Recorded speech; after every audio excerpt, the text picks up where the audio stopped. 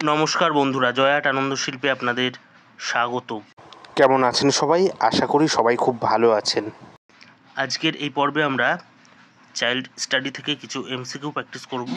আমি এমসিকিউগুলোর সঠিক উত্তরগুলো বলে দিচ্ছি, আপনারা দেখে নিন। কেমন? প্রথম প্রশ্ন, সামাজিক শিকন তত্ত্বের কথা কে বলেছেন? বান্দুরা বলেছেন।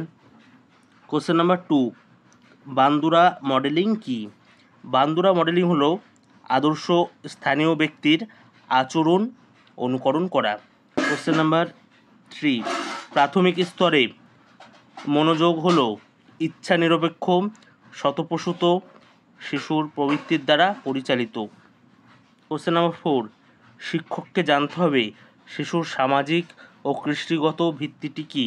এই কথাটি কে বলেছেন? এই কথাটি বলেছেন ভাইগটস্কি।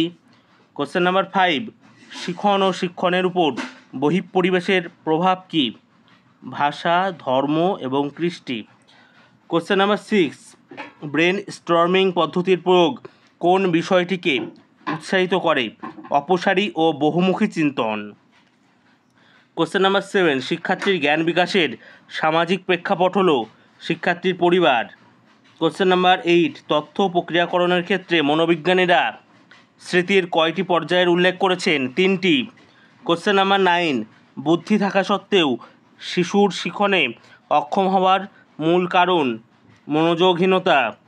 কোশ্চেন নাম্বার 10, এরিকসন তার মনোসামাজিক তত্ত্বে কয়টি পর্যায়ের কথা বলেছেন?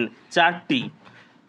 কোশ্চেন নাম্বার 11, যা পিঁয়াজে এর প্রজ্ঞামূলক বিকাশের মূল সক্রিয়তার বয়স কত? 11 থেকে 18 বছর।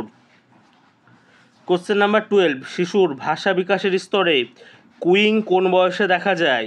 6 থেকে 8 সপ্তাহ বয়সে। কোশ্চেন নাম্বার 13, যখন শিক্ষার্থীরা সহপাঠীদের সঙ্গে আলোচনা করে কোনো কিছু শেখে তখন তাকে কি বলে? দলগত শিখন বলে।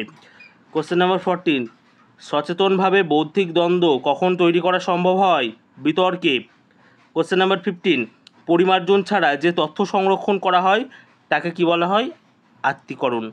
বন্ধুরা, আজকে এই ছিল 15টি প্রশ্ন নিয়ে আলোচনা।